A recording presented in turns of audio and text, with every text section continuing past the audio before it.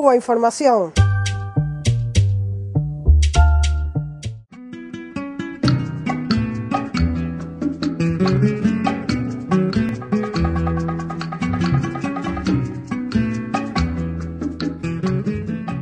Como decíamos antes, toda esta campaña se ha ido construyendo de a poco, pero ya en estos momentos ha abarcado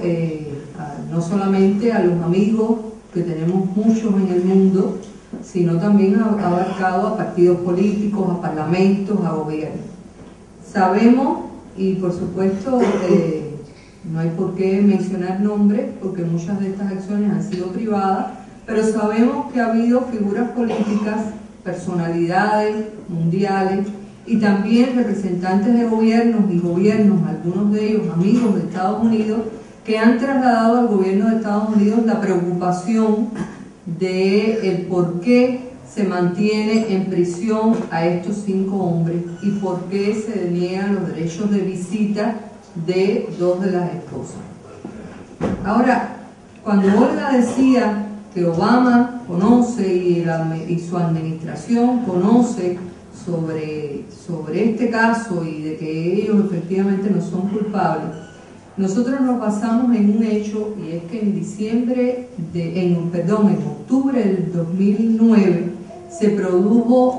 produjeron las audiencias de resentencia como resultado de la decisión de la Corte de llevar a 3 de ellos a resentencia, y me parece que sería bueno en este momento decir que esa resentencia fue por la decisión de los jueces de la Corte de Apelación, partiendo del hecho de que las sentencias que se le aplicaron estuvieron incorrectamente aplicadas, porque en el caso de los 3 que tienen las cadenas perpetuas por el cargo de conspiración para cometer espionaje, se consideró por parte de esos jueces de que no existía evidencia alguna ni de obtención ni de transmisión de información secreta. Es decir, no había en ninguno de los casos de ellos ninguna evidencia que sustentara el hecho de que ellos estaban involucrados en actividades de espionaje. Ahora bien, como les decía, por eso fueron llevados a resentencia 3 de ellos. Y en la primera de esas audiencias de resentencia, que se produjo el 13 de octubre del 2009, hubo un intercambio entre la jueza, que es la misma jueza que los juzgó en el año 2000, y la fiscal, que es la misma fiscal que los acusó en el año 2000. Y la jueza le preguntó a la fiscal: ¿por qué usted hace 8 años me pidió para este hombre cadena perpetua más 10 años y yo me guié por lo que usted me estaba pidiendo y lo sentencié a esa pena, y ahora, transcurridos 8 años, usted me está pidiendo una sentencia de 20 años? La fiscal, el único argumento que le dio, y eso consta en el transcripto de la audiencia, no es una información confidencial, le argumentó de que ya en esos momentos existía una campaña internacional con respecto a este caso y una presión a nivel internacional que los obligaba a ellos como gobierno a mostrar una imagen diferente del sistema judicial norteamericano. En otras palabras, a mostrar que el sistema judicial norteamericano era capaz de hacer justicia. Entonces, podemos decir que este fue el primer reconocimiento por parte del gobierno de Estados Unidos de que esa campaña internacional que hemos construido con tanto esfuerzo, reuniéndonos con pequeños grupos de personas, ayudados por todos los amigos de la solidaridad, ha tenido un impacto en ese gobierno. Por eso podemos decir que el presidente Obama, que la secretaria de Estado Hillary Clinton, que el secretario de Justicia Eric Holder, que muchos de los círculos allegados a Obama conocen de este caso, conocen de los detalles, de las violaciones, de las irregularidades que se han producido, y conocen de la preocupación que existe en el mundo por parte de organizaciones, de instancias legislativas, de gobierno, con respecto a la necesidad de darle una solución a este problema. Hay que decir también, como ya Olga o Adriana apuntaban, que esto constituye una prioridad no solamente para los familiares, que obviamente desde el punto de vista humano lo que quieren es que se acabe de resolver el problema de sus esposos, de sus hijos, de sus padres y tenerlos de nuevo en casa. Pero también es una prioridad para el pueblo cubano y es una prioridad para el gobierno cubano. Y el gobierno cubano le ha trasladado el mensaje por los canales oficiales a las autoridades de Estados Unidos de que no concebimos un mejoramiento de las relaciones entre Estados Unidos y Cuba si no se le da una solución a este caso. Precisamente por lo que yo explicaba en un principio, por lo que representan estos hombres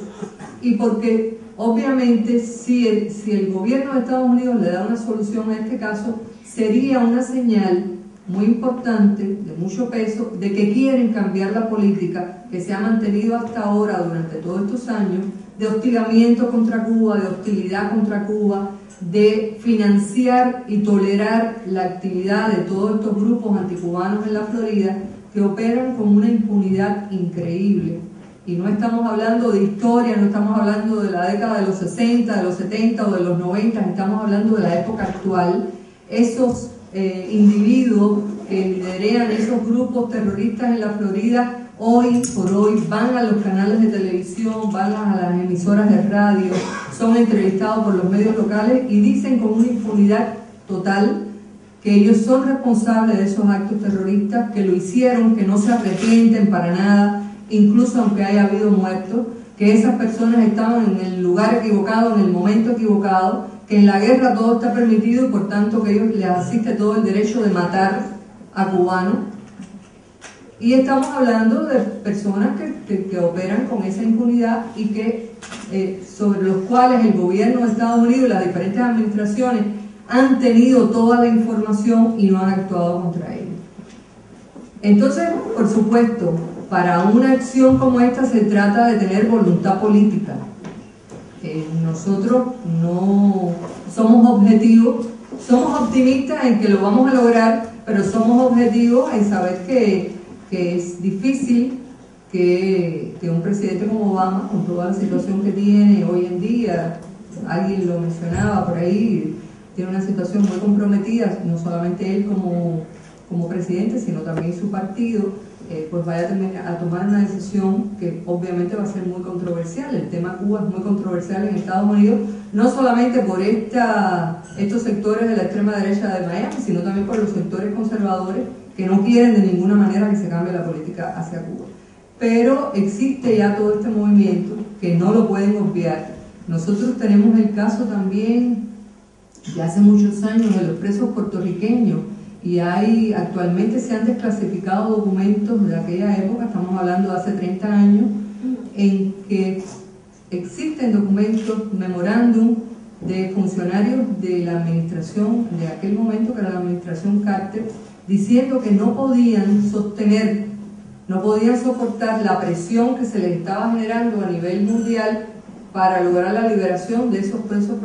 puertorriqueños y que había que hacer algo para acabar de resolver el problema y quitarse ese problema de encima. Nosotros queremos que con el caso de los 5 compañeros pase lo mismo y que ellos sientan esa presión cada vez mayor a nivel mundial y lleguen a la reflexión de que tienen que acabar de resolverlo para quitarse un problema que es un problema importante, porque Cuba, a pesar de ser una isla muy pequeñita, ustedes saben que tiene una incidencia y un impacto, y lo digo sin ningún tipo de chauvinismo, pero es la realidad. Y obviamente el hecho de que se mejoren las relaciones entre Cuba y Estados Unidos le interesa no solamente a Cuba, le interesa a Europa, le interesa a América Latina, y es por eso que hay muchos gobiernos que ya han estado tratando de que se le dé una solución por parte del gobierno de Obama.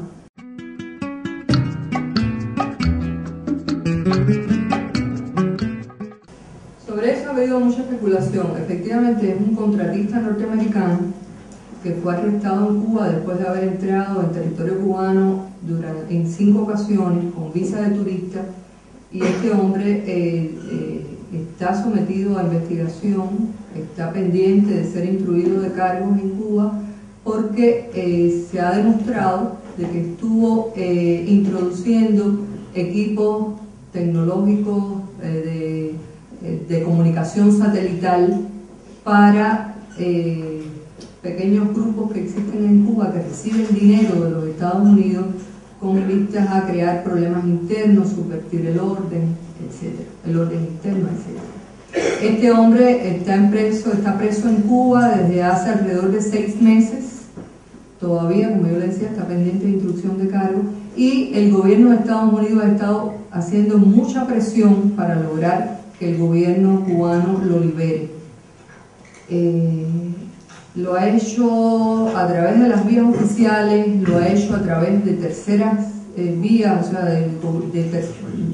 terceros otros países, de gobiernos de otros países, lo ha hecho a través de otras personas que han llegado a Cuba, no como representantes oficiales del gobierno de Estados Unidos, sino en otras actividades. Ha mantenido esa constante y ha dicho también de que no hay posibilidad, que eso constituye un obstáculo para que el gobierno de Estados Unidos pueda emprender nuevos pasos para mejorar las relaciones con Cuba. Realmente este hombre trabajaba para el gobierno. Al principio lo que se dijo en un principio es que él estaba repartiendo, distribuyendo equipos y no me dio la palabra, aditamentos para que estas personas pudieran tener acceso a internet. La comunidad judía, ha habido pronunciamientos de la comunidad judía de que ellos no querían recibir nada de eso. Quizás ustedes, si han estado al tanto de la situación en Estados Unidos, sabrán que tanto el Ejército, el Departamento de Defensa, como los órganos de inteligencia de Estados Unidos, en los últimos tiempos han estado utilizando a contratistas para desarrollar todas estas actividades, no solamente en Cuba, sino a nivel mundial. Hasta ahora, por supuesto, para que se produzca una acción de esa naturaleza tiene que haber una voluntad de ambas partes. Nuestro presidente del Consejo de Estado de Ministros, Raúl Castro, planteó desde diciembre del 2008,